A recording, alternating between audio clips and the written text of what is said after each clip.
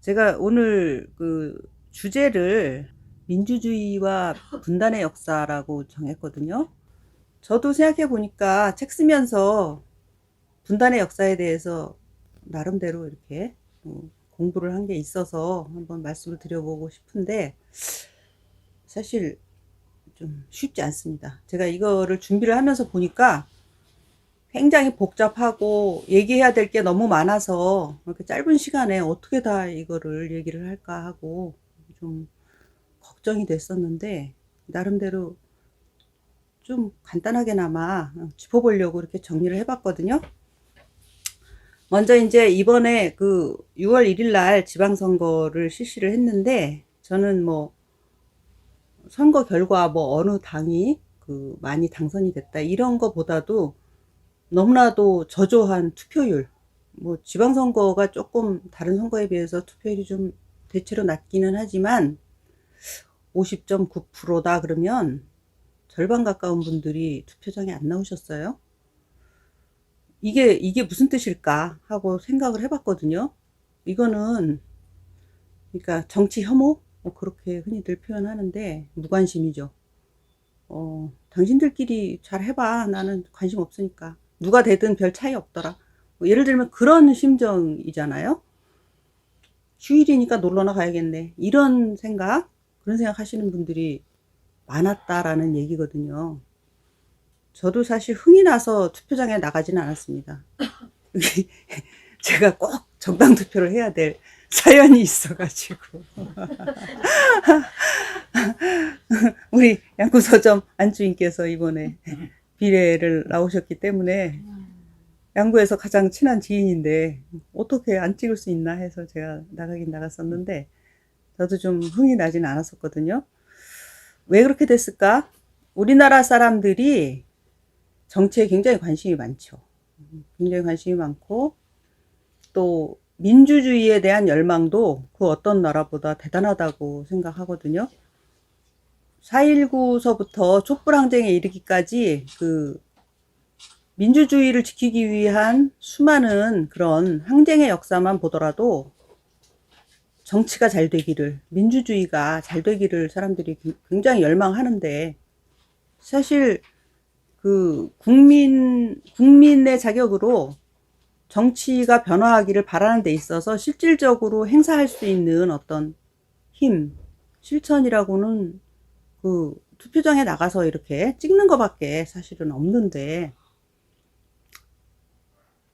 왜 그렇게 사람들이 안 나오고 안 찍었을까? 그런 생각을 제가 이렇게 해보면서, 사실 민주주의에 대한 사람들의 어떤 기대가 점점, 민주주의가 발전할 것이라는 기대가 점점 좀 옅어지는 거 아닐까? 그러니까 막 실망감이 너무 크다. 그래서 안 나온 게 아닐까? 이런 생각이 들더라고요.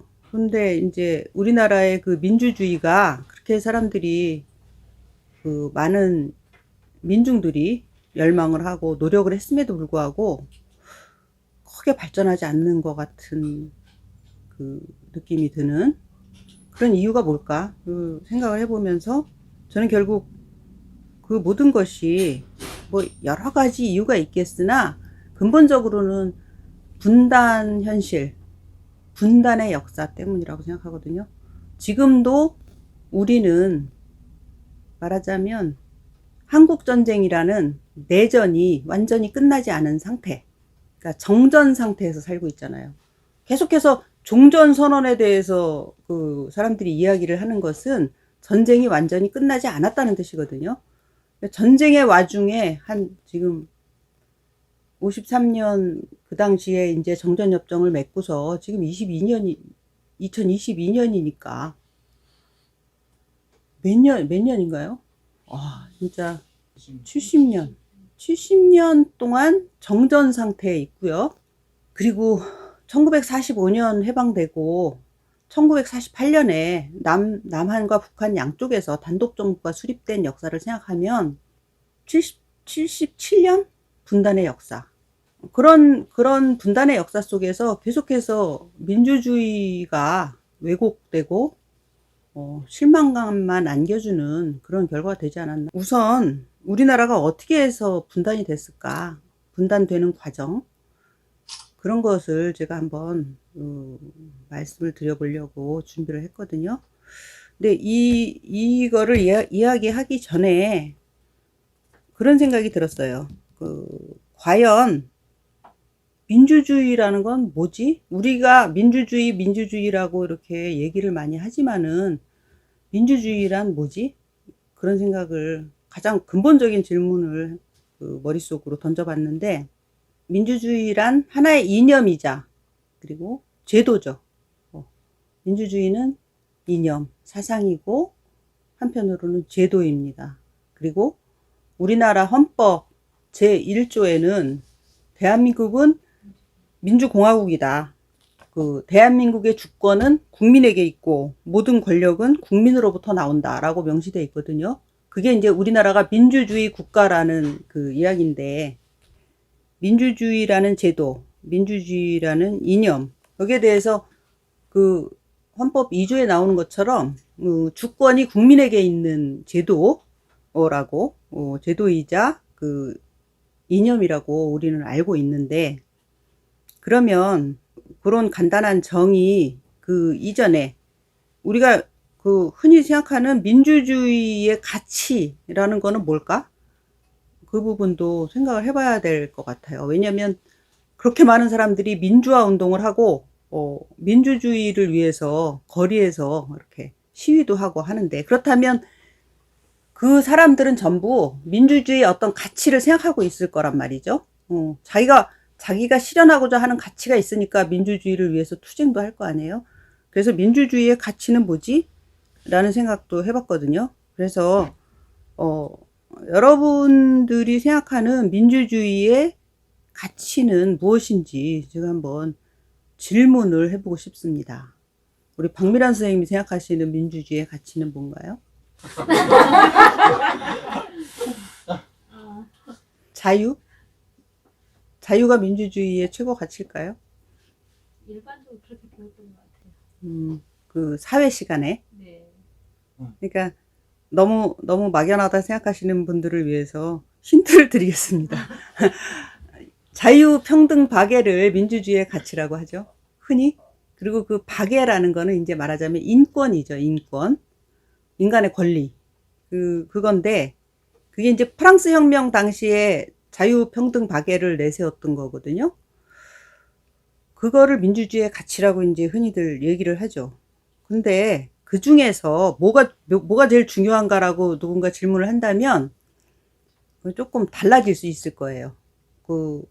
박미란 선생님은 자유, 평등, 인권 중에서 뭐가 제일 중요하다고 생각하세요? 저는 인권.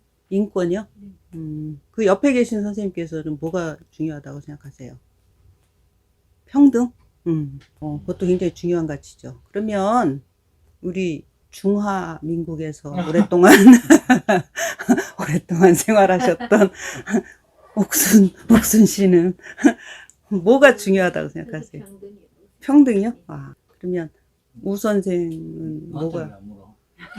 당신은 맨 나중이야, 항상. 우 선생은 뭐 이상한 말 하고 이게 분위기 깰까봐 나중에 비슷할 것 같은데. 비슷비슷한 비중으로 중요하다. 자유, 평등, 인권은. 예. 그 옆에 계신 선생님께서는 인권이요? 네. 김재경 선생님은요? 저는 다 교집합이 있는 것 같아요. 그냥 아까 하신 얘기처럼 다 같은 맥락인데 또 다르지만 분명히 세 가지 가치가 함께 지켜지지 않으면 한 가지 가치도 지켜질 수 없다. 그죠? 그 교집합이라는 말씀은 그런 말씀이잖아요. 그죠? 그렇죠. 네. 그 말씀이 되게 중요한 말씀인 것 같고. 그 옆에 계신 선생님께서는 그래도 더 중요한 가치가 있다면? 저도 인권을 생각을 자유가 없는 인권은 있을 수 없으니까. 그죠? 우리 최윤희 선생님은 어떻게 생각하세요? 굉장히 어려운데요. 저는 일단 자유가 더 가장 중요할 거라는 생각을 하는데, 일단 자유가 부재한 민주주의라는 것은 어떻게 보면은 조화롭게 자유가 우선이다. 네, 예. 자유로운 영혼다우신 말씀이십니다. 네. 김현섭 선생님께서는 잘못했습니다. 네. 죄송합니다. 논하지 않겠습니다. 제가 이런 말씀을 여러분한테 한번 질문을 드려본 이유는 이런 질문을 드리면 민주주의에 대한 생각을 이제 여러 각도로 이렇게 생각을 해볼 수 있겠다 싶어서 우리 김현수 선생님이 말씀하신 것처럼 당면하고 있는 이 지구촌의 문제들 이런 것도 생각을 해보고 왜냐하면 제가 이제 근래 우리 사회에서 이 미투나 이런 게 많이 일어나면서 성인지 감수성이란 얘기를 하잖아요. 그 얘기를 들으면서 저는 민주주의 인지 감수성이라는 것도 좀 측정을 해봐야 된다는 그런 생각을 했거든요. 사람들이 민주주의와 민주적 가치에 대해서 평소에 어떤 생각을 가지고 있느냐. 그러니까 그거를 한번 자주 대화를 통해서 서로에게 이렇게 확인해 볼 필요가 있다.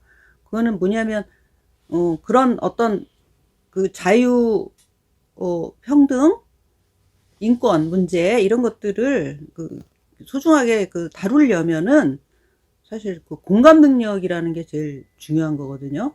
김현섭 사장님이 민주화를 위해서 싸우다가 막 이렇게 목숨을 잃을 지경에 처한 미얀마나 홍콩 사람들을 보고 안타깝게 여기면서 우리가 이렇게 도와줘야 되겠다 생각하시는 것처럼 그런 공감 능력이 있어야 이제 민주주의가 발전을 할 텐데, 여기서 제가 분단의 역사를 이야기하기 전에 이 부분을 이렇게 말씀을 드리는 이유는 뭐냐면 민주주의 인지 감수성에 대해서 우리가 분단의 역사를 거치면서 중요하게 손상이 됐어요. 민주주의 인지 감수성이. 소위 이념에 의한 국가 폭력, 그러니까 어떤 사상을 가졌다는 이유로 심각한 박해를 받고 목숨을 잃고 하는 과정에서 사람들이 인권의 소중함이나 자유의 소중함을 생각하는 부분에서 굉장히 장애를 입었다라고 저는 생각하거든요. 그래서 지금까지도 빨갱이 타령이 먹히는 이유가 거기에 있는 거죠. 그러니까 분단의 역사 속에서 행해졌던 국가폭력 이런 것들이 사람들의 마음속에 각인돼 가지고 민주주의를 외치다가도 빨갱이 소리 나오면 금세 이렇게 움츠러드는 그런 현상이 생기고 말았다.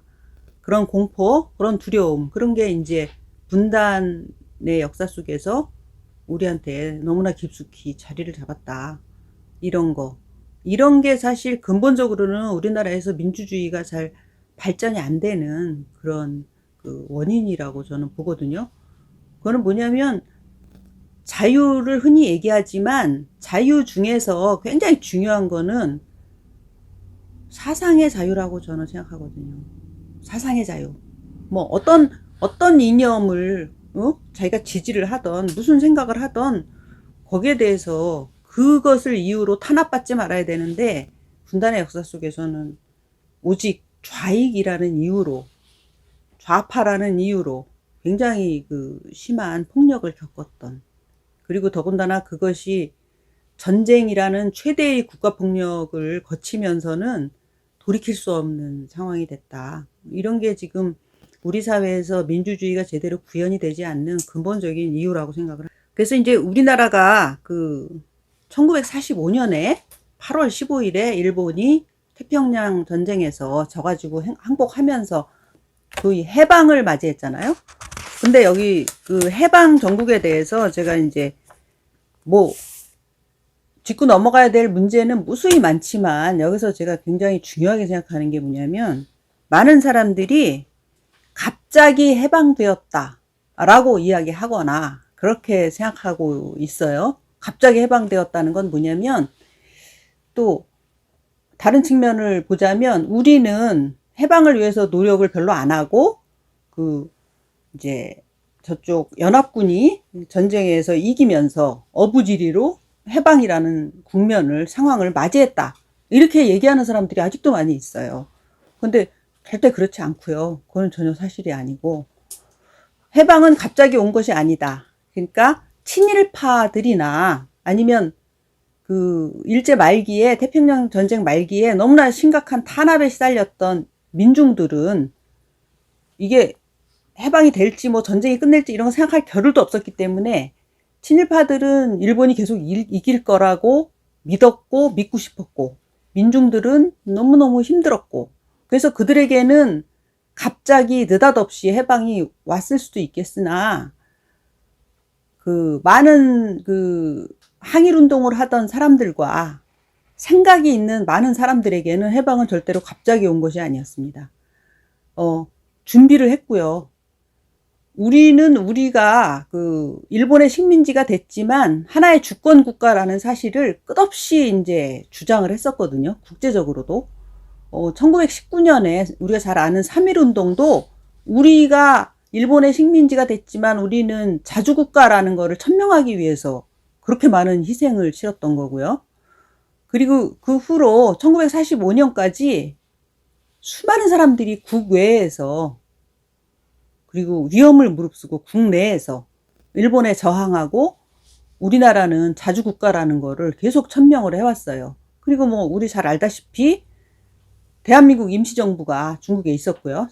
우리가 상해 임시정부라고 부르는 대한민국 임시정부가 있었고, 그 밖에도 굉장히 많은 사람들이 이제 그 중에는 공산주의자들도 있었고요. 굉장히 많은 사람들이 국외에서 국내에서 지하에서 우리나라의 독립을 위해서 애를 썼고요. 그분들은 보통 이제 그 현대 역사를 다룬 여러 가지 책이나 자료들을 보면 1935년 특히 그 무렵부터는 30년대 후반이 되면서부터는 일본은 반드시 패망한다라는 거를 다 알고 있었어요. 그래서 이제 여운형 선생 같은 분은 중국에서 그 독립운동을 하다가 아무래도 국내에 들어와서 그 해방을 준비해야 되겠다는 생각에 이미 30년대에 들어오셨고요. 들어왔지만 이제 일본에 저항하다가 감옥에도 갔고, 그리고 이제 중국 땅이나 러시아나 미국 이런 데서 그 활동하던 독립운동가들은 이제 우리나라가 해방을 맞이하면 빨리 자주 독립국가를 세워야 되겠다는 생각에 계속 준비를 하고 있었어요. 그 중에 대표적인 게 여운형 선생이 이제 건국동맹이라는 거를 몰래 결성을 해가지고 1940년대 후반부터 이제 그 해방을 대비하고 있었고요. 근데 여기서 이제 안타까운 게 있는데, 사실은 그 일본이 전쟁에서 패배하고 손을 들면 얼른 이제 한국에서 그 독립국가를 만들기 위해서는 여기 빨리 들어와서 준비를 해야 된다는 생각에, 그리고 여기서 이제 연합군이 여기 상륙할 때, 한국에 들어올 때 같이 들어와야 되겠다는 생각에 굉장히 많은 준비를 했었거든요. 그 독립운동 세력들이. 그래서 이제 대표적으로는 대한민국 임시정부, 거기 상해 임시정부 측도 준비를 했었고요. 제일 많이 알려진 게 그 뭐죠? OSS라고 미국 전략 첩보국, 거기하고 그 임시정부 광복군들하고 같이 계속 훈련을 하고 있었어요. 그 한국에 들어오려고. 근데 이제 그게 이제 타이밍이 잘 안 맞아가지고 상륙을 못하고 하는 사이에, 말하자면 뭐냐면 일본이 너무 빨리 항복한 거죠. 하는 사이에 일본이 항복해버리니까 이제 한국은 이제 그 독립운동 세력들이 미처 준비를 못한 상태에서 해방을 맞이하게 됐다는 거고요. 그랬을 때 이제 그 국내에서 그 자주 독립국가를 세우려고 제일 먼저 발빠르게 움직인 건 아무래도 국내에 있었던 여운형 선생의 건국동맹 측에서 건국준비위원회, 소위 건준이라고 하죠. 건준을 결성해서 이미 전국적으로 최소한 남한 지역에서는 독립국가를 준비할 그 민간 자치기구를 만들고 있었거든요. 그래서 이제 굉장히 빠른 시간 안에 전국 건준이 이제 설립이 돼서 건준을 만들어서 이제 독립에 대비하고 있었는데, 그러다가 이제 책에 보면 제가 이제 해방의 공간 점령의 시간이라는 그 책을 보니까 거기에 보면 한국인들이 경험한 진짜 해방은 단 25일 뿐이었다라고 나와요. 그거는 뭐냐면 8월 15일에서 9월 9일. 9월 9일은 미군이 그 인천에 상륙한 날인 거예요. 미국이 이제 남한 땅에 들어오면서 뭐 저쪽은 38선 이부분이 이제 소련이 들어왔고요. 이미 미국하고 소련이 38선을 그었고 양쪽에서 이제 각각 점령하기로 이제 약속을 했던 거고. 그래서 9월 9일 날 미군이 들어와서 미군은 그 말하자면 점령군으로 들어온 거예요. 미 군정이 들어와가지고 조선 총독부의 자리를 잡았어요. 그거는 되게 상징적이죠. 그러니까 일본 식민지의 그 본부였던 조선 총독부에 미군이 들어온 거죠. 그래갖고 거기에서 이제 미 군정을 시작하게 되거든요. 그러면서 미 군정 시대가 시작되는 게 9월 9일이었으니까 딱 들어오기 전에 이미 메가더가 성명을 발표해서 남한의 그 유일한 합법 정부는 미국뿐이다, 미 군정뿐이다라고 이미 선언을 해요. 그러니까 한국의 그 건준이라던가 그 한국에 있는 자치기구나 이런 건 하나도 인정 안 하겠다고 이미 선언을 하거든요. 근데 여기서 그 역사학자들이 크게 잘못된 걸로 지적을 하는 건 뭐냐면, 전쟁을 해가지고 만약에 패배를 하잖아요? 그러면은 그 나라에 이제 소위 점령군이 들어오겠죠? 점령군이 들어온다 하더라도 그 나라가 전쟁에 패배했다 하더라도 그 나라는 주권을 행사할 수 있는 거고, 점령군이 그 나라의 주권을 뺏는 법은 없다라는 게 당시 헤이그 규약에 있었어요. 그러니까 국제 규약에는 점령군이 그 나라를 통치하거나 하는 것은 안 된다라고 분명하게 명시가 돼 있었건만, 미군은 사실 생각해보면 우리는 전쟁에 패배한 나라도 아니었거든요. 대한민국이 전쟁에 패배한 게 아니고 일본이 전쟁에 패배한 거예요. 근데 이상하게 미군이 점령군으로 조선 땅에 들어와가지고 그래가지고 그 우리나라의 주권을 완전히 부정하고 자기네가 여기서 주권을 행사하겠다고 선언한 건데, 이거는 국제적인 어떤 관례로 보더라도 굉장히 잘못된 건데, 하여튼 그 힘센 놈이 장땡이라고 이제 그렇게 선언을 하고 자기네가 이제 여기서 힘을 행사하기 시작한 거죠. 근데 이제 그 소련은 조금 입장이 달랐어요. 소련도 들어오긴 했는데 소련은 오히려 조선의 자치기구 같은 거를 인정을 하는 입장이었어요. 그러면은 소련이 착해서 그럴까? 그건 아니고요. 그 이유는 뭐냐면, 당시 이제 그 2차 대전이 끝나고 나서 그 공산주의하고 자본주의 양쪽 진영에서 이렇게 말하자면 세계를 양분하는 과정이 그 한반도에서 이제 상징적으로 미소 공동 점령으로 나타났는데, 소련의 입장은 한반도를 어떻게 봤냐면 자기네한테 되게 유리한 지형으로 봤어요. 왜냐하면 여기는 아직까지는, 그때까지는 우리나라는 이제 농업국이거든요. 그리고 농민들이 대부분인데다가 일제의 수탈이 심했기 때문에, 물론 노동자들도 상당히 있었어요. 그 군수 물자라든가 이런 군수 산업을 위해서 공장도 많이 이제 조선에다가 만들었기 때문에 노동자들도 조선 말기보다는 상당히 많이 늘어난 상태죠. 그래서 노동자 농민들이 다수가 있는데, 농민들은 뭐 조선시대부터 엄청나게 수탈 대상이었고, 그리고 노동자들도 마찬가지죠. 일제한테 수탈당하는 입장이었고, 그러니까 그들은 계급적으로 굉장히 지금 억압을 많이 받아서 이렇게 분노한 상태잖아요. 그러면은 그들은 혁명 세력이 될 수 있다라고 이제 소련 입장에서는 생각할 수 있는 거죠. 그래서 여기서는 그 자기네가 말하자면 좌익이 유리하다, 한반도에서는. 그 소련은 그렇게 생각을 했기 때문에 여기 뭐 인민위원회나 자치기구를 인정을 해줘도 자기네가 여기서 친소 정부를 세우는데 큰 문제는 없을 거라는 판단을 했던 거고요, 소련은. 그래서 상대적으로 소련은 그 한반도에서 좀 유화적인 어떤 정책이나 제스처를 취했던 거고, 미국은 그와 반대죠. 미국은 돌아보니까 이제 정세가 아까 이제 소련이 생각한 것처럼 좀 좌파가 좀 우세한 정세고, 그리고 특히 이 공산주의자들이 일제시대에서부터 항일운동을 가열차게 했기 때문에 이 조선 땅에서는 공산주의자는 애국자인 거예요. 그러니까 아주 공산주의를 적대적으로 보는 미국 입장에서는 이거는 조선 땅은 자기네가 친미 정부를 세우기에 조금 불리하다라는 그 판단을 했겠죠.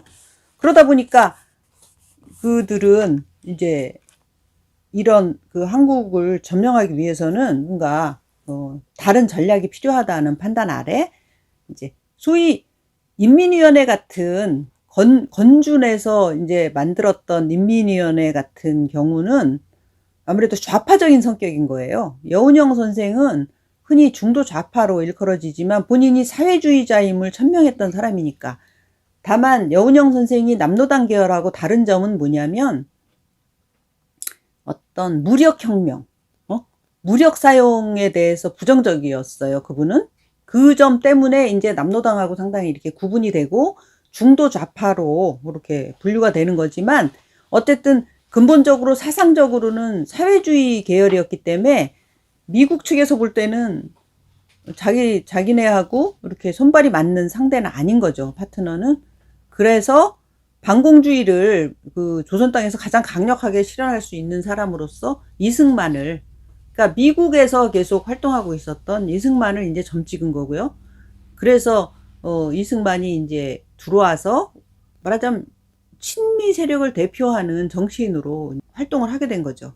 그러면서 이 해방 공간에서 굉장히 그 중요한 문제가 대두가 되는데, 그게 뭐냐면 자치기구 건준이나 인민위원회 같은 거를 부정을 하고 이제 미국이 군정을 실시하려고 하니까, 미국은 사실 이 나라가 어떤 나라인지에 대한 이해가 전혀 없어요. 그러니까 이해하려고도 안 했고, 이 조선이라는 나라, 자기네들은 500년의 그 조선 왕조의 전통을 가지고 있고, 그보다 더 멀리 5000년의 문화적 전통을 갖고 있다고 자부하는 이 나라가 어떤 나라인지 전혀 이해가 없고, 단지 친미 정부를 세우는 데에만 관심이 있다 보니까 이 나라를 효율적으로 운영하려니까 편의주의를 선택한 거죠. 편의주의는 뭐냐면 일본 관료들을 그대로 다시 등용하는 거.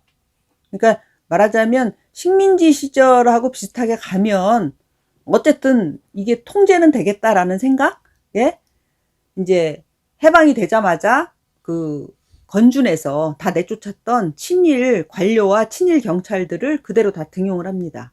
미 군정에서. 그리고 그렇게 되니까 그들은 막 해방이 되고 일본이 물러나면서 완전히 죽을까봐 숨죽이고 있던 그들은 다시 활개를 치게 되는 거죠. 그렇게 되면서 국민들하고 미 군정 사이에 상당한 그 대립과 긴장이 이제 생기게 되는 거예요. 그래도 만약에 그 와중에도 먹고 사는 문제나 좀 잘 해결을 했으면은 그나마 좀 그 화가 덜 날 텐데, 이제 이게 한국에 대해서 이해가 없으면서 친일 관료들을 그대로 등용하다 보니까, 친일 관료들은 원래 그 일제시대에 식민지 시대에 민중들을 억누르면서 자기네들 이득만 취하던 사람들이니까 하던 대로 할 거 아니에요? 그러니까 물가는 안정이 안 되고, 가뜩이나 태평양 전쟁 말기에 너무나 심한 공출이나 이런 걸로 인해서 경제적으로 굉장히 그 피폐해졌는데, 거기에다가 이제 미 군정하고 일본 관료들이 들어서 가지고 나라 경제를 완전히 말아먹으니까 이제 점점 살기가 힘들어질 거 아니에요? 그래서 이제 드디어 다른 게 아니라 다른 무엇보다도 막 배고파서 못 살겠다 하고 이제 들고 일어나는 사태가 일어난 거죠. 그게 이제 그 인민항쟁이 일어난 건데, 맨 처음에 그게 어디서 일어나냐면 대구에서 일어났어요. 1946년 10월 1일에 대구 항쟁이 일어나게 됩니다.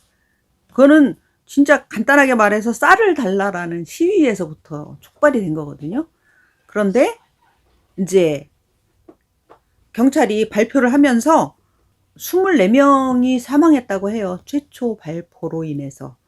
그러면 막 사람들이 막 엄청나게 이제 분노를 했겠죠. 막 죽으니까. 그러면서 막 들고 일어나니까 계엄령 선포하고, 그 다음에는 이제 군대 동원해가지고 막 군경 동원해가지고 막 사람들을 무력 진압을 하고 그렇게 된 거죠.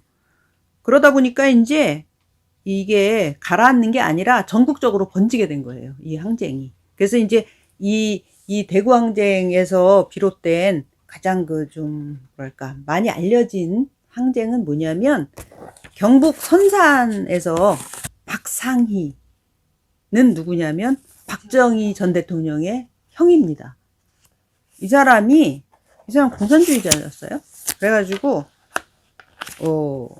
경북 선산에서 그 2,000명 정도가 이제 구미 경찰서를 습격해가지고 잠깐 장악을 했죠. 그래갖고 한 5일 정도를 그 선산을 접수를 해가지고 이 박정희 전 대통령의 형인 박상희 씨가 여기를 이제 말하자면 인민위원장을 하면서 장악을 했던 그런 사건이 있지만, 이제 10월 6일 날 바로 이제 경찰이 들어와서 다 진압하고 사살 당하는 거거든요. 근데 그때 죽었는데 이 일을 사람들이 왜 많이 기억하냐면 실제로 박정희 전 대통령도 말하자면 공산주의자였다는 거예요, 옛날에.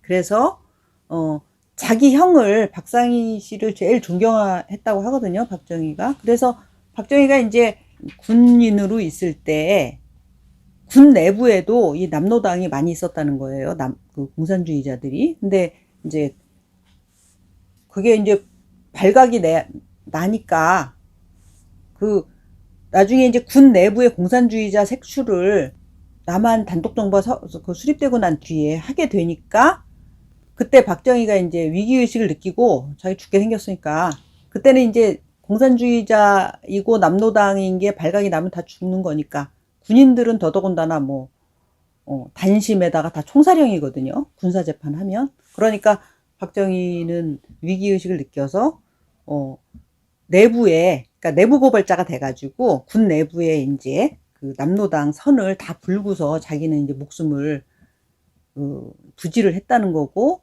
그러면서 어쨌든 목숨은 부지했지만, 그럼 이거는 신문 기사 같은데 다 나오는 얘긴데, 목숨은 부지했지만 이제 군인 신분은 잃었던 거예요. 그러니까 6.25 전에 박정희는 이제 장교 신분을 잃었었는데 6.25가 터지면서 도로 복귀시켜가지고 다시 장교로 복귀를 했다라는 그런 거거든요. 그래서 어쨌든 박정희 형인 박상희, 그리고 이 시위는 전국적으로 다 퍼져서 남한 전체에서 그때 10월 1일서부터 60여 일 동안, 그러니까 2달 동안 한 230만 명이 이 인민항쟁에 가담을 해서 그렇게 막 시위를 벌였던 거예요. 그러니까 이거는 뭐였냐면 미 군정이 친일 관료들을 등용해서 엉망으로 그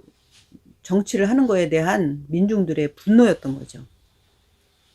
근데 이거를 무력으로 진압하는 과정에서 굉장히 많은 희생자가 생기고, 이거는 어떤 그 국가폭력, 그러니까 그 당시에는 이 국가라는 게, 정부라는 게 미국이죠. 미국에 의해서 자행된 최초의 이제 심각한 국가폭력으로 기록이 되는 거죠, 이 인민항쟁이. 그러면서 계속해서 막 이런 갈등, 이제 미 군정과 민중들 사이에 갈등이 있었는데, 그 당시에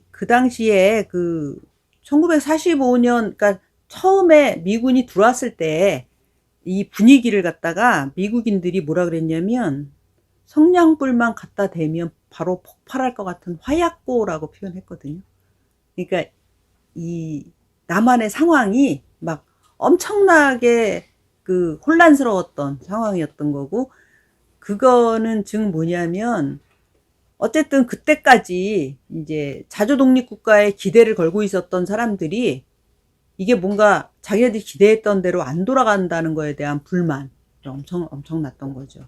그리고 그때 또 이제 친탁 반탁 운동 잘 아시는데, 한국이 신탁 통치를 해야 되는 나라다라는 결정을 이제 내렸는데, 그게 모스크바 삼상회의 잘 아시잖아요. 그 역사 시간에 배우는 모스크바 삼상회의에서 미국, 영국, 소련의 외무장관들이 한국은 아무래도 신탁 통치가 필요하다라는 결정을 내려서 이거를 또 동아일보가 오보를 해요. 그러니까 원래는 신탁 통치안을 찬성한 거는 미국이고 신탁 통치안을 반대한 거는 소련이었거든요. 왜냐하면 아까 말씀드린 것처럼 소련은 바로 여기서 그 총선거를 실시하면 자기네가 유리하다라고 생각했던 거니까, 그리고 미국은 시간을 벌어야 되겠다고 생각한 거니까 당연히 미국은 신탁 통치를 원했고 소련은 원하지 않았는데, 동아일보에서 반대로 이제 보도를 한단 말이에요. 거꾸로. 미국이 신탁 통치안을 찬성했다. 아니, 미국이 신탁 통치안을 반대하고 소련이 신탁 통치안을 찬성했다. 이렇게 거꾸로 보도를 하는 바람에 막 엄청난 또 소요가 일어난단 말이에요. 그 나중에 이제 소련에서 그 정정을 요구해서 정정 보도를 했지만은, 그래서 이제 이 신탁 통치에 대한 찬반이 또 뭐 애국과 매국 프레임에 걸려가지고 막 엄청난, 그러니까 신탁을 찬성하면 매국이고 신탁을 반대하면 애국이다라는 프레임을 가지고 이제 엄청나게 싸웠던 건데, 왜 그런 프레임이 가능하냐면 처음서부터 우리는 즉각적인 자주독립국가를 원했던 거 아니에요? 그거는 우리는 자치 능력이 있다는 거지, 우리 한국인들은.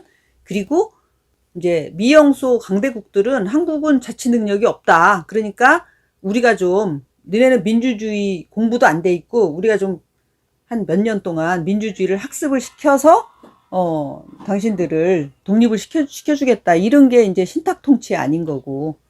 그래서 이제 그 문제를 둘러싸고 계속해서 다툼이 있었고, 이제 요점은 뭐냐면 즉각적인 그 독립국가를 인정을 하느냐 안 하느냐. 처음에는 이게 쟁점이었는데 시간이 지나가면서 이게 미국 측에서, 그러니까 남북한 전체 총선거를 하면 자기네한테 불리하다는 생각에 이제 점차 남한 단독 정부 수립 쪽으로 이제 생각이 기울게 되는 거죠. 그래서 소련하고 이해관계를 조정하기 위해서 미소 공동위원회라는 거를 계속 했는데, 거기에서 이제 서로 생각하는 게 다르다 보니까 소련은 지금 즉시 전체 총선거를 하면 우리한테 유리하다는 생각에 즉각 독립, 그 다음에 남북한 총선거를 계속 주장을 하고, 미국의 입장에서는 신탁 통치, 그 다음에 각각 남한과 북한에서 각각 그 정부 수립 이쪽으로 자꾸 기울게 되고, 이렇게 하면서 이제 미소공동위원회가 결렬되고, 결렬이 되고 나서 미국이 취한 입장은 뭐냐면, 당시에 그 UN 있잖아요. 그게 UN이 사실은 미국의 손아귀에 있었다고 봐도 과언이 아닌 거예요. 아직까지 소련은 이 UN에서 그렇게 큰 영향력을 못 가지고 있었을 때라 이제 UN을 내세우는 거지, 미국은. 그래가지고 UN 감시하에 그 선거를 실시하겠다, 남한에서. 처음에는 이제 남북한에서 선거를 실시하겠다고 하니까 북한에서는 이미 김일성이 들어와서 친소 정권을 수립할 준비를 하고 있었는데 찬성할 리가 없잖아요. 소련도 반대하지, 저쪽 북한도 반대하니까 이제 그쪽은 이미 그 조선공산당에서 거의 세력을 형성하고 있었을 때라 미국이 영향력을 행사하기는 좀 역부족인 거죠. 그러다 보니까 이제 북쪽은 일단 포기하고 남쪽에서라도 친미 정권을 세워야 되겠다는 게 이제 미국의 입장으로 정리가 된 거죠. 그래서 이제 단독 정부를 그러니까 그러니까 남한 총선거를 통해서 남한의 단독 정부를 수립하고 거기에 이제 대통령은 이승만으로 가겠다. 이런 이제 미국의 구상이 이제 완성이 됐는데 여기서 그 가만히 있었겠어요? 한국에 응? 그 자주 독립 국가를 원하는 사람들 그리고 절대로 분단돼서는 안 된다고 생각하는 사람들이 가만히 안 있겠죠? 그리고 뭐 사실 이승만 말고 제일 영향력 있는 사람이 김구 선생인데 김구 선생은 아주 절대적인 통일론자거든요. 그리고 여운형 선생도 그렇고. 근데 이제 이 여운형 같은 경우 사실 지금처럼 그 지지율 조사를 했으면 1위 나올 사람인데 그 사람은 굉장히 폭넓게 지지를 받고 있었던 사람인데 그러니까 강경 좌파가 아니기 때문에 우파들 중에서도 여운형 선생 지지하는 사람들이 많았단 말이에요. 그런데 그 말하자면 대단한 정적이잖아요. 그 이승만 입장에서 보면 그러다 보니까 가만히 둘 수 없었던 거죠. 그래갖고 이제 여운형 선생이 암살당합니다. 해화동 로타리에서 총 2발 맞고 죽게 되는데 그게 1948년 7월 1947년 7월 19일이네요. 물론 단독정부 수립에 엄청나게 반대했죠. 여운형 선생은. 그리고 계속해서 그 좌우 합작이라 그래가지고 남북 대화를 시도를 했어요. 어떻게든지 통일정부를 수립하려고. 그런 노력을 계속하는 가운데 이제 1947년 7월 19일 날 테러로 이제 목숨을 잃게 되는데 이게 이제 12번째 테러였다고 해요. 11번을 암살 시도를 했는데 실패했는데 이제 12번째에는 결국 죽었는데 이분이 그 조선체육회 회장을 지낼 정도로 이 체육인이거든요, 또. 그러니까 이 양반은 체육인에다가 그 신문사를 운영했던 언론인에다가 이제 또 대단한 연설가에다가 학자에다가 독립운동가였는데 진짜 아까운 분이죠. 이분이 초대 대통령이 되었더라면 하는 그 이야기를 사람들이 정말 많이 하는데 그렇게 죽고 그리고 그 다음에 이제 뭐랄까 거물 정치인들, 영향력 있는 정치인들, 그러니까 이승만의 대항마가 될 만한 사람들은 다 죽어요. 전부 다 테러의 희생자가 됩니다. 그게 그 해방공간에서 일어났던 정치인 테러는 거의 일상이 돼버렸어요. 그러니까 좌파만 죽이는 게 아니라 우파도 다 죽였어요. 송진우 같은 사람도 죽였고요. 그러니까 이 테러는 사실 대체로 이제 참 우스운 게 뭐냐면 아직까지 모든 그 암살 사건에서 정확하게 배후가 밝혀진 게 하나도 없어요. 그러니까 참 범인이 잡혀도 그냥 자기 단독 범행이라고 계속 주장하고 그러다 보면은 이제 좀 시간이 지나면서 어영부영하면서 이 처벌도 안 받고 풀려나는 경우도 있고 뭐 사형당한 경우도 있었지만 그냥 풀려난 경우도 있고 특히 김구 선생을 암살한 안두희 같은 경우는 평생 잘 먹고 잘 살았거든요. 여기 양구에서 또 살아가지고 여기 안두희 살던 집도 있단 말이에요. 양구에. 그러니까 그 사람 소유였단 말이에요. 근데 그 사람 배우는 이승만이라고 사람들이 확신은 하지만 그것도 역시 역사적으로 밝혀진 게 아니고 정리된 것도 아니죠. 자기 단독 범행이었다고 계속 주장했기 때문에. 근데 대부분의 그 테러가 우익단체에 의해서 일어났고요. 그 우익단체의 배후는 사실 김구 선생 자신도 테러의 배후로 많이 지목이 됐었거든요. 여운형 암살 사건은 한쪽에서는 김구다, 이승만이다, 뭐 미군정이다, 뭐 여러 가지 설이 있었지만 아직까지 정확하게 안 밝혀졌고요. 그러니까 그 당시에 정적 제거는 거의 암살로 이루어졌던 거죠. 그래서 사실 웬만한 사람 다 죽었어요. 그 영향력 있는 정치인들은 정말 그 해방정국에서 남아나질 않았던 거예요. 나중에 그 단독정부가 수립되고 나서 대한민국 정부가 수립되고 나서도 죽었잖아요. 김구 선생은. 49년에 암살당했거든요. 그분은 왜냐하면 계속 통일을 주장했을 뿐만 아니라 앞으로도 이승만의 장기 집권에 엄청난 걸림돌이 되는 거니까 뭐 어차피 제거해야 될 대상이었던 거죠. 김구 선생도.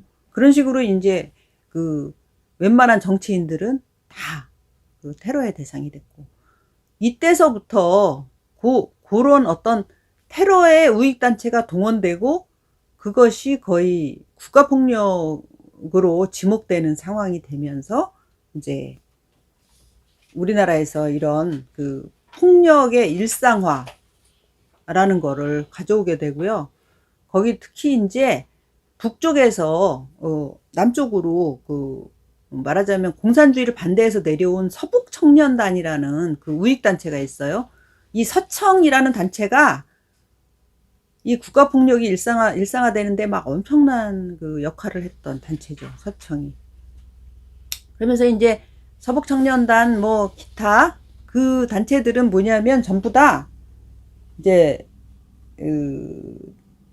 미 군정이 말하자면은 이제 봐주는 거나 마찬가지예요. 뭐 그들을 막 단죄를 하거나 잡아가지 않고, 그러니까 친일파 경찰과 미 군정이 이렇게 방임하는 그런 사이에 그런 우익단체들이 막 어마어마한 테러를 저지르면서 그 해방 공간을 이제 어지럽히게 되는 그런 상황인데, 막 진짜 끝까지 그 여운형 선생이 죽고 난 뒤에도 나머지 사람들이 어떻게든지 그 남북한의 단독 정부가 각각 들어서는 거를 막으려고 진짜 어마어마한 노력을 했거든요. 끝까지 노력을 했지만 안 되고 막지 못하고 역부족으로 이제 1948년에 이르니까 드디어 이제 남한에서 첫 번째 재헌국회를 그 결성하는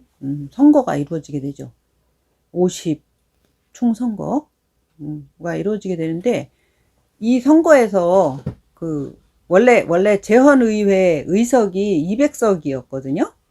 근데 198석만 결정이 됩니다.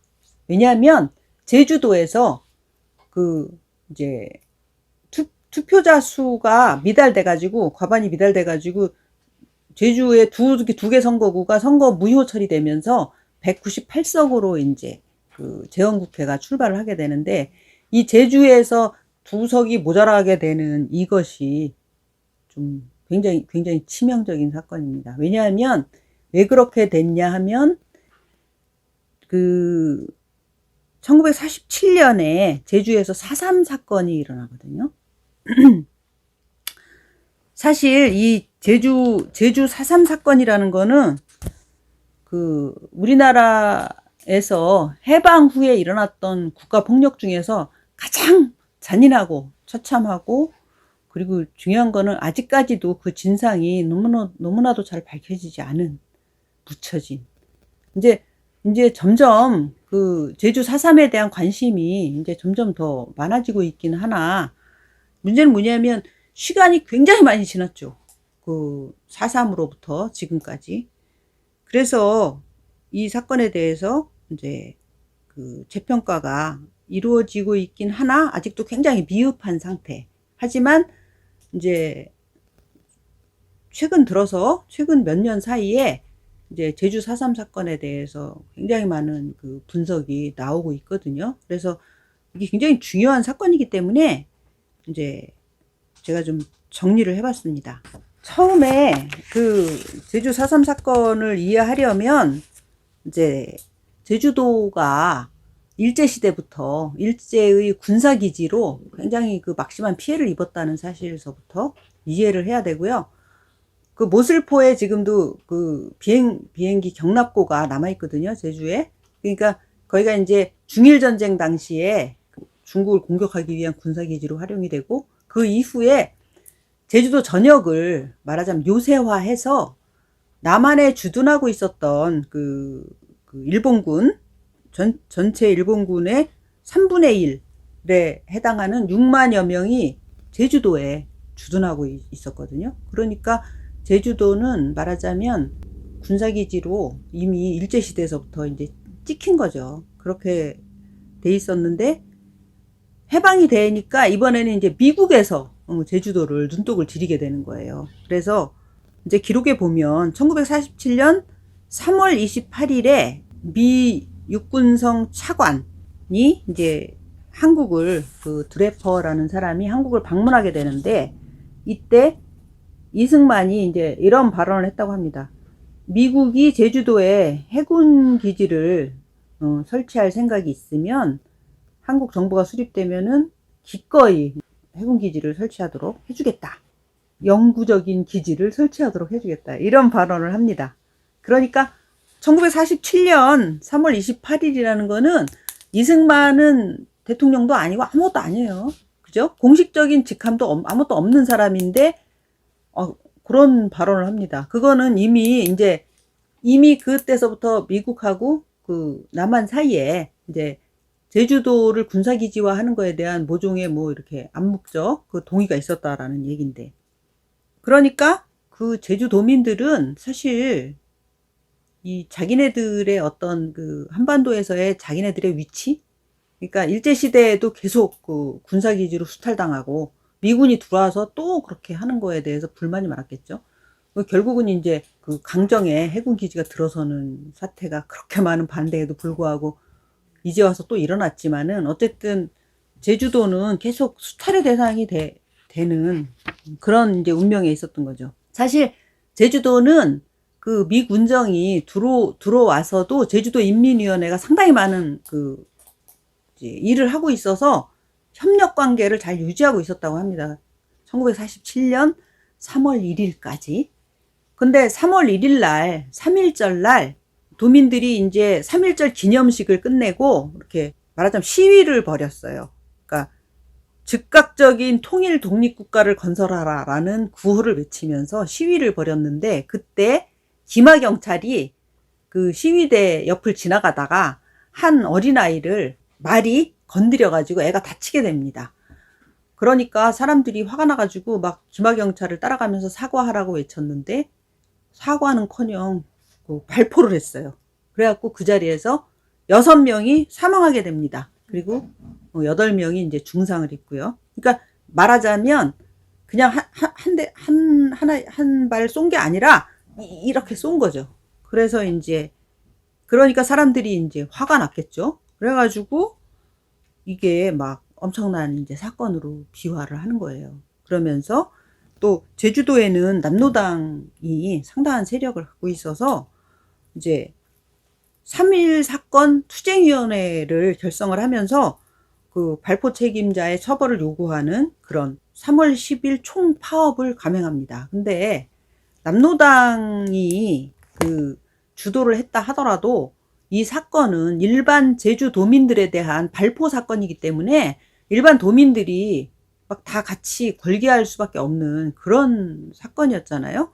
그래서 이제 그러니까 거의 모든 도내 뭐 도청, 관공서, 은행, 뭐 회사 할 거 없이 다 참여를 한 거예요. 그러니까 제주 도내 상점들 다 철시하고 학교들 다 동맹 휴학하고 제주도가 이제 완전히 그 전체가 다 마비 상태에 들어간 거죠. 그 3월 10일이 돼가지고.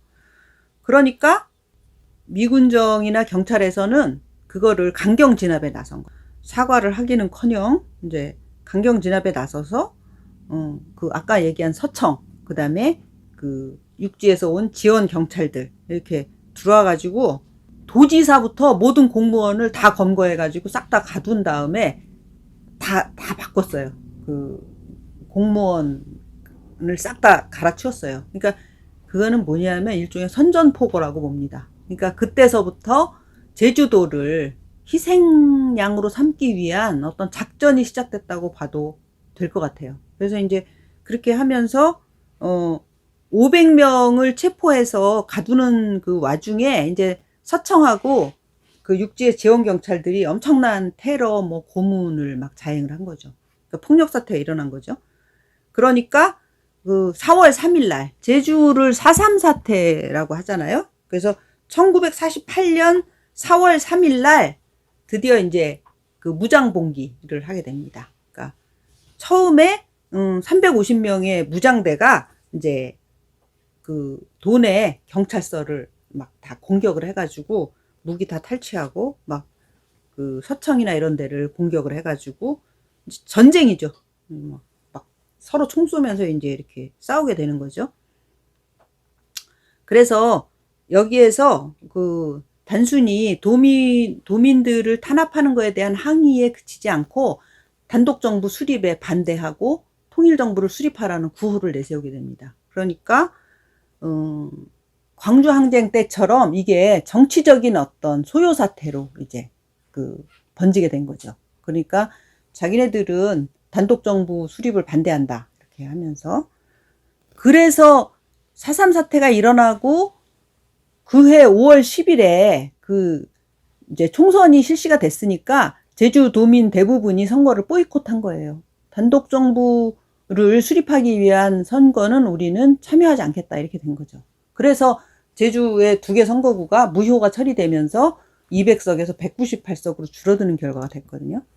그러면서 이 제주 4.3은 계속해서 이제 커지는 거예요. 그래서 이제 당시에 우리나라 아직 국군이 설립되기 전이거든요. 그래서 국군이 설립되기 전에는 국방경비대라는 게 있었어요. 그게 이제 대한민국 군대죠, 말하자면. 그래서 국방경비대에 미 군정에서 이제 진압작전을 명령을 합니다. 그러니까 민간인데 군대의 싸움이 되는 거예요, 이제 이때부터.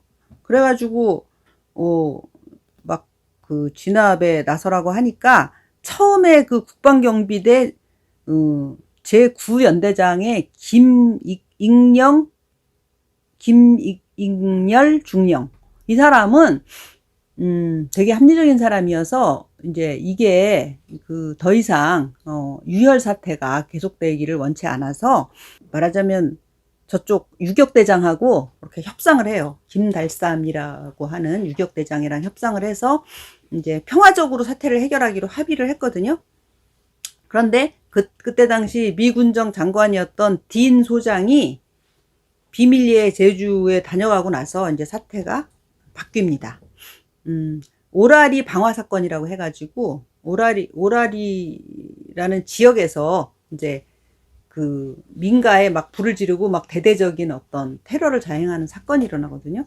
근데 이거를 무장대가 저지른 사건이라고 이제 왜곡을 하면서 이제 소문을 퍼뜨리는데, 김익렬 중령이 이제 조사를 해보니까 저 우익단체에서 서청이랑 이쪽에서 이제 저지른 사건인 거를 밝혀냈어요. 밝혀냈는데 미군정에서는 전혀 인정하지 않고 김익렬 중령을 자르고 박진경이라는 애를 이제 다시 연대장으로 임명을 하거든요. 근데 이제 이 박진경이는 되게 젊은 친구였다고 하는데, 미군정의 절대적인 신임을 받고 있는 친구였는데 약간 차지철 같은 인간이었던 거예요. 그때 당시 제주도 인구가 30만 정도인데 30만 도민을 없애더라도 이거를 꼭 진압을 하겠다 이런 식의 막 발언을 하는 그런 정신 나간 그런 인간이었던 거죠. 그래갖고 실제 이 친구가 와가지고는 막 순식간에 한 6,000명 정도 체포해가지고 막 가두고 이렇게 되는 거죠. 그리고 이제 무력 진압에 나서가지고는 어린아이들까지도 막 총으로 쏘아버리고 하는 사태가 이제 이때부터 일어난 거예요. 이때 또 굉장히 가슴 아픈 사건이 일어납니다. 박진경이 그렇게 도민들을 학살하는 거를 보다 못해서 구연대의 부하들 9명이 이제 박진경을 죽이기 위해서 모의를 하게 되거든요. 그래서 손선호 하사라고 박진경이의 부관, 주소 같은 데서 이렇게 시중 들고 하는 비서 같은 역할을 하는 손선호 하사와 문상길 중위 이런 사람들이 9명이서 모의를 해가지고 박진경이를 살해하게 됩니다. 너무나 많은 도민들을 학살하는 걸 보다 못해 이제 얘를 죽인. 근데 걔들은 이제 군사재판에 넘겨져서 총살을 당했죠. 근데 거기에 주모자였던 문상길 중위가 이러한 최후의 최후 진술 유언을 남깁니다. 여러분은 한국의 군대입니다. 매국노의 단독정부 아래서 미국의 지휘하에 한국 민족을 학살하는 군대가 되지 말라는 것이 저의 마지막 염원입니다. 이런 유언을 남겼거든요. 22살이었어요. 손선호 하사는 20살이었어요. 그 20살 손선호는 이런 얘기를 남겼습니다. 30만 제주도민의 생명을 구하기 위해서 내 목숨을 바치는 것이기 때문에 나는 조금도 후회가 없다. 사실 박진경을 살해하고 나서 나는 도망칠 수도 있었지만 그럴 필요 없었다. 나는 그 30만 제주도민을 살리기 위해서 한 일이라 죽어도 후회가 없다 하고 죽었거든요.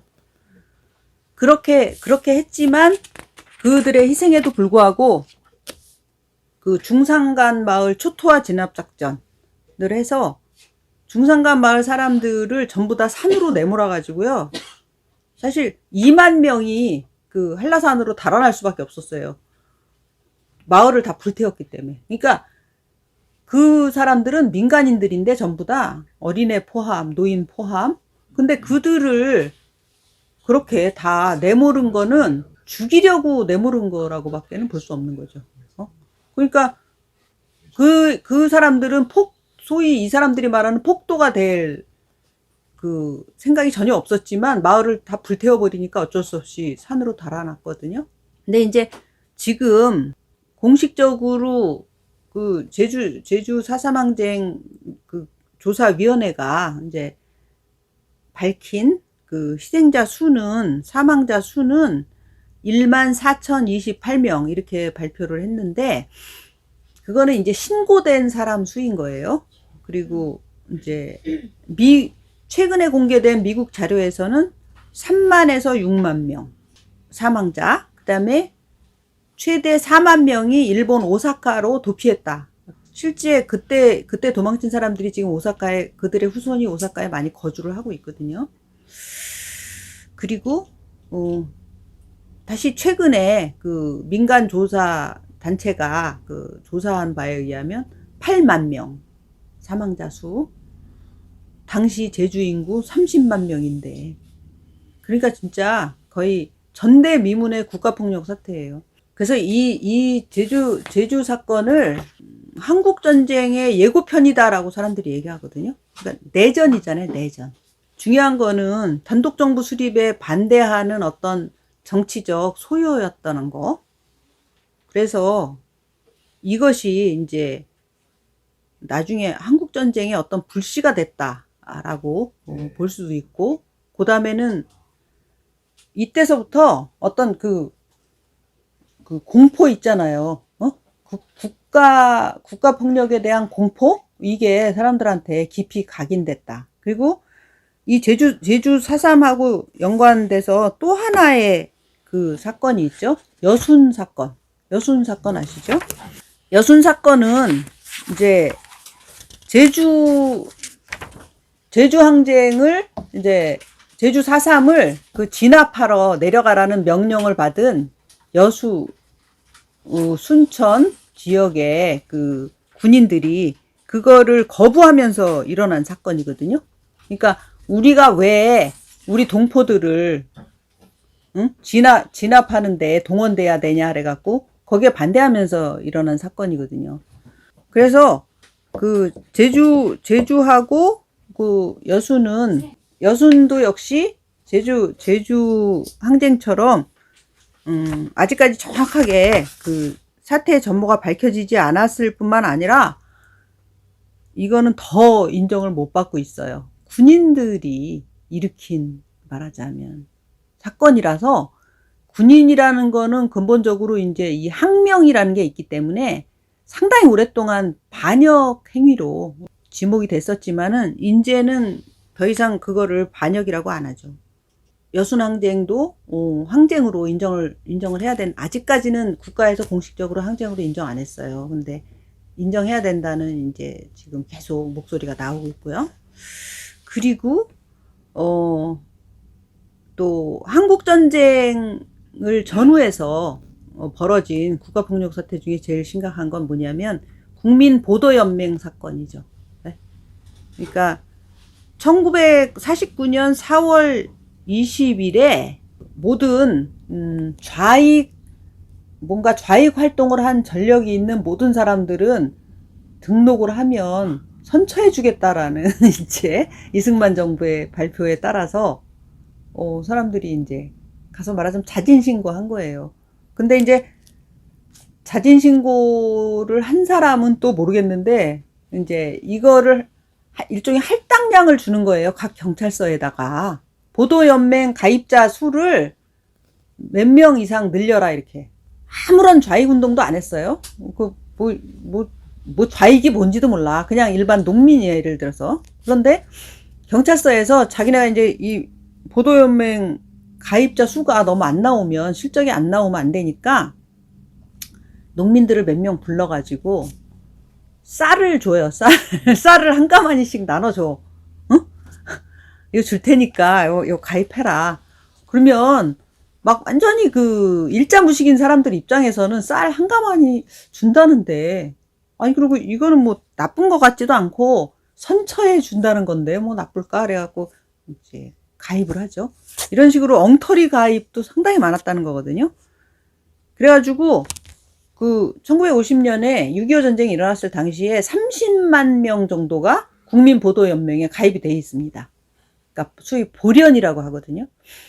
이제 보련이 그렇게 30만 명이 가입이 돼 있었는데, 딱 전쟁이 터지니까 어떻게 했냐면은, 보도연맹 가입자들을 죄다 불러 모아가지고, 처음에 밀리잖아요, 국군이. 처음에 정신없이 밀리잖아요.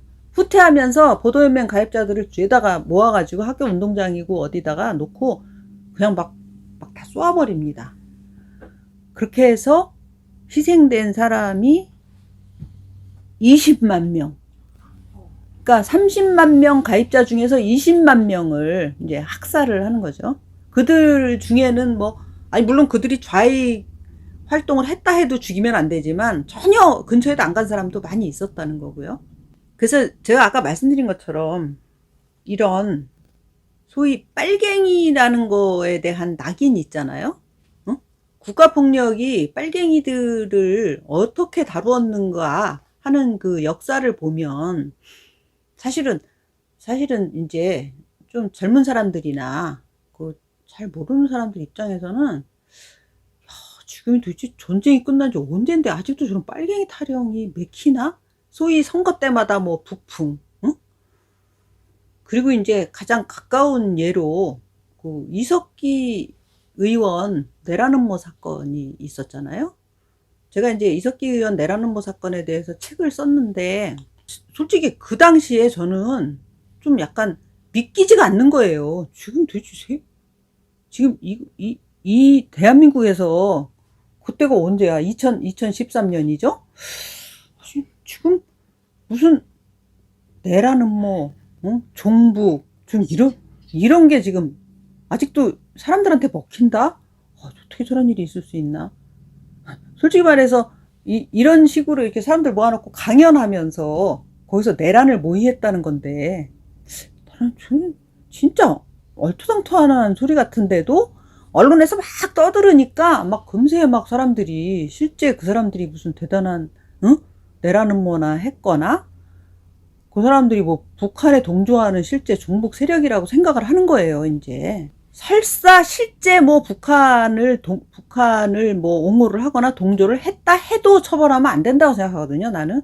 근데 실제로 하지도 않았으려니와 지금 저런 걸 가지고 저렇게 처벌을 한다는 게 참 믿기지가 않는데, 사실 지금도 이석기 의원이 형을 거의 다 살고 9년형을 거의 다 살고 가석방으로 이제 나왔는데, 그것도 박근혜는 사면복권 시키고 이석기 의원은 가석방 시켰다? 지금 이런 상황인데, 그거는 뭐냐면은 요만큼이라도 북한하고 관련이 되거나 조금이라도 그 사상 문제하고 이렇게 연루가 되면 이건 전혀 안 통하는 거죠. 말하자면 일반 국민들의 그 감정 속에 레드 컴플렉스, 공산주의에 대한 공포, 그러니까 약간만 빨간 물이 그쪽으로 약간 튀기면 바로 이제 죽음이다라는 그 공포는 정말 뿌리 깊은 거라고 생각하거든요. 그거를 한국전쟁이 끝난 이후에 이승만 정부, 박정희 정부, 전두환 정부에서 연속적으로 지속적으로 계속 그 레드 컴플렉스를 그 정치에다가 동원을 해왔는데, 그렇다면 저쪽 민주당 쪽은 안 그랬나? 그거는 제가 생각하기에 동조했거나 방조한 거죠. 그 사람들이라고 뭐 다르지 않은 거예요. 거기에 대해서 민주당은 그건 절대 아니다라고 나서는 거를 저는 한 번도 못 봤거든요. 왜냐하면 그들도 역시 그런 똑같은 공포에 짓눌려 있는 거지. 그건 너희네들도 똑같은 애들이냐? 라고 할까봐 이렇게 못 나서는 거죠. 이제 그런 식으로 분단의 역사 속에서 이렇게 사람들의 아예 그 뇌리 속에 아주 깊숙이, 정서 속에 아주 깊숙이 좌익 사상에 대한 공포, 이런 거를 심어 놓으니까, 사실 그리고 끊임없이 정치에서 그게 동원이 되니까 민주주의가 제대로 되겠습니까? 아까 내가 얘기한 것처럼 그저 자유라는 게, 사상의 자유가 무엇보다 도 중요한 자유라고 저는 생각하는데요. 사상의 자유를 원천봉쇄한 상태에서 어떻게 민주주의가 제대로 작동을 하겠습니까? 안 되죠, 당연히. 그러다 보니까 아까 다들 말씀하셨잖아요. 자유, 평등, 그리고 인권, 이거는 다 이렇게 같은 국면에서 이렇게 동시에 같이 이루어지지 않으면 다 소용없다라고 아까 다 말씀하셨잖아요. 그러면 사상의 자유가 보장이 되지 않는데 인권이나 평등이 되겠습니까? 그러니까 이제 소위 말해서 나는 약간 좌파야 라는 생각을 말하잖아요. 그러면 그 사람의 인권은 바로 무시되고, 그리고 그 사람은 차별의 범주에 이제 들어가게 되는 거죠. 그 사람은 이제 평등에서 이제 소외되는 거예요. 평등하게 안 다뤄져요. 나는 좌파야 라고 만약에 얘기한다면, 야, 사회주의도 굉장히 좋은 점이 있지 않니? 이렇게 얘기하면 이 사람은 바로 뭔가 수상한 인간 아니야? 이런 식으로 치부되면서 이제 그러면 평등에서 제외되고, 인권도 제대로 보장이 안 되고, 자유는 당연히 없는 거죠. 그런 식의 그 민주주의의 어떤 근본적인 원천적인 부분이 봉쇄가 된 상태에서 한국의 민주주의가 발전이 되나요?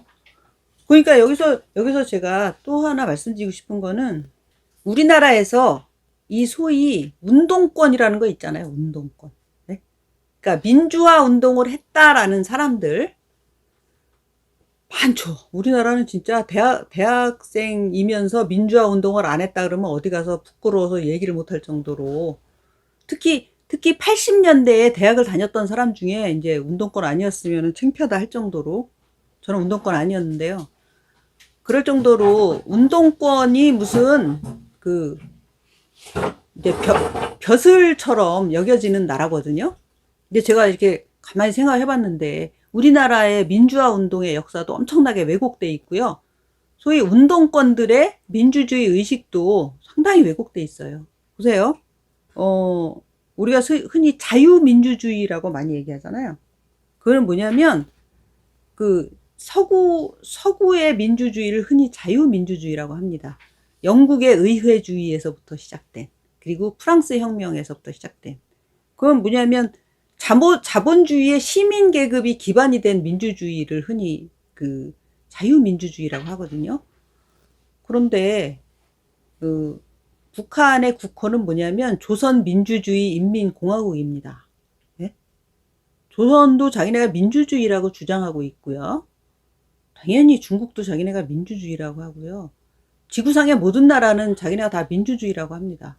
그래서 그러면 자본주의 시민계급이 된 자유민주주의만 우리는 민주주의라고 생각을 하는데, 그렇다고 생각하면 우리 한국에는 자본주의 시민계급 기반이 아예 없었어요. 우리나라에서 처음 민주주의 선거가 이루어졌던 1948년에 우리나라 인구의 대부분은 다 농민이었어요.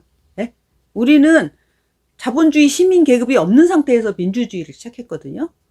그래서 자유민주주의는 애초에 우리나라는 없어요. 안 맞아요. 그 뒤에 물론 우리나라가 자본주의 경제가 발달을 해서 시민계급도 생겼다고 보지만은, 처음서부터 시민계급이 없는 상태에서 출발을 했고, 그리고 우리나라 재헌 국회가 채택한 우리나라 헌법, 최초의 헌법, 1948년 헌법을 들여다보면 그거는 자유민주주의 체제라기보다는 사회주의가 많이 도입된 그런 체제예요. 우리나라는 서구식 민주주의 체제가 아닙니다. 처음서부터. 그게 사람들이 잘 모르는 부분이고요. 그리고 지금 더불어민주당한테 그 진보 정당이라고 그러잖아요. 그리고 국민의힘당은 보수 정당이고 이런 식으로 얘기를 하는 것도 크게 잘못된 거죠. 더불어민주당의 뿌리는 한국민주당이거든요. 한민당. 근데 한민당은 우파 정당이지 좌파 정당이 아닙니다. 그리고 한민당은 친일파 정당이에요. 그러니까 국민의힘 보고 토착 외구당이라는 건 좀 잘못된 거예요. 토착 외구당은 사실은 민주당이죠. 한민당이 뿌리인 민주당.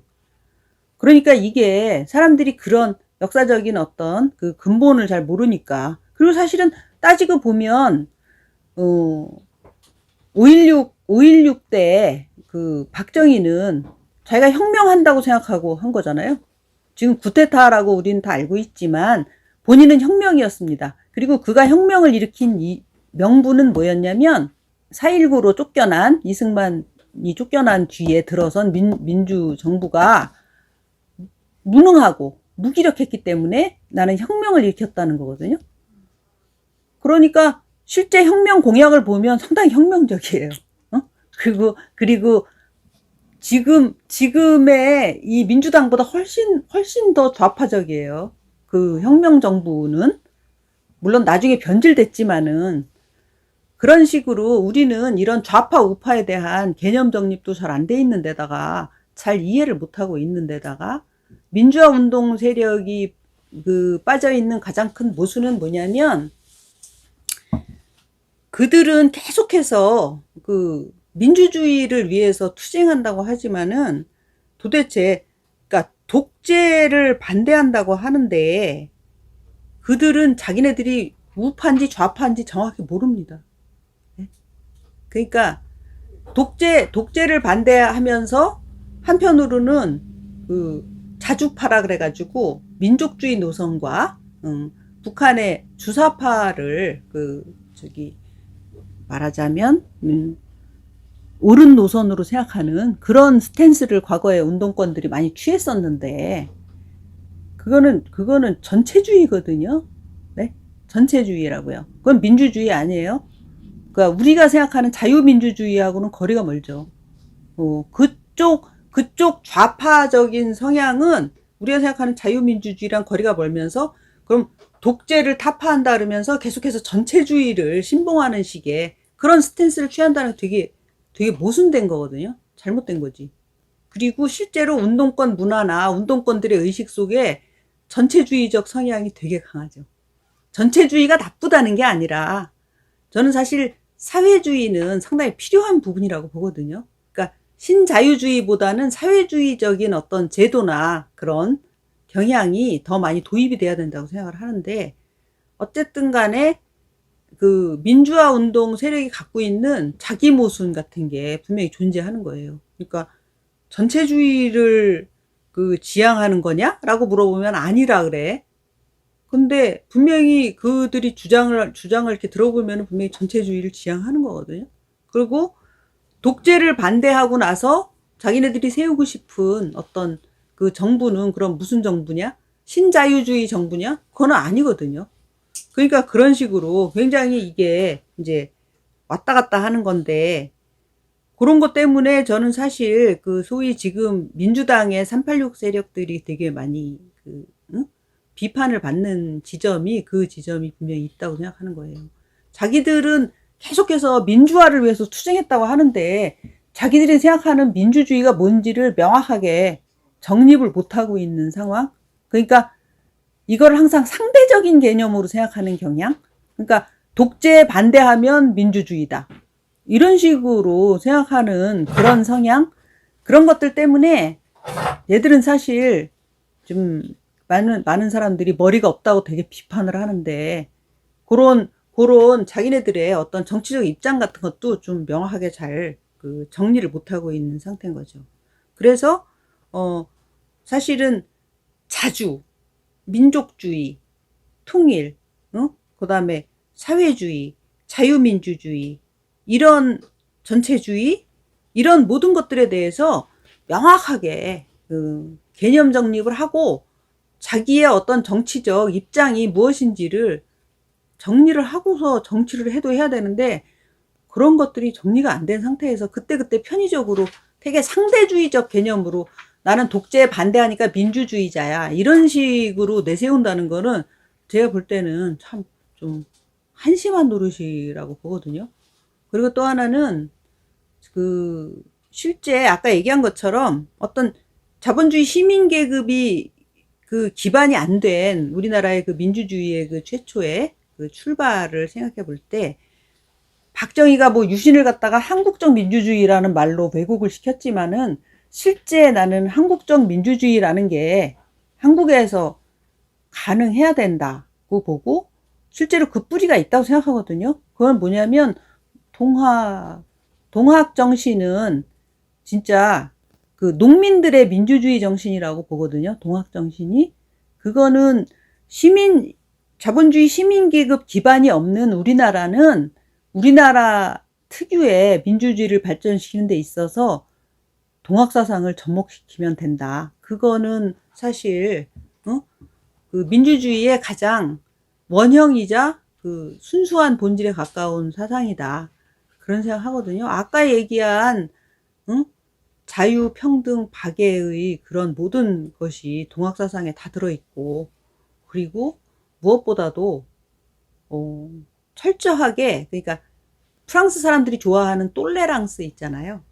차별 금지, 소수자 존중, 민주주의 인지 감수성 면에서 동학정신이 진짜 어떤 서구의 사상보다 훨씬 더 훌륭하다고 생각하거든요.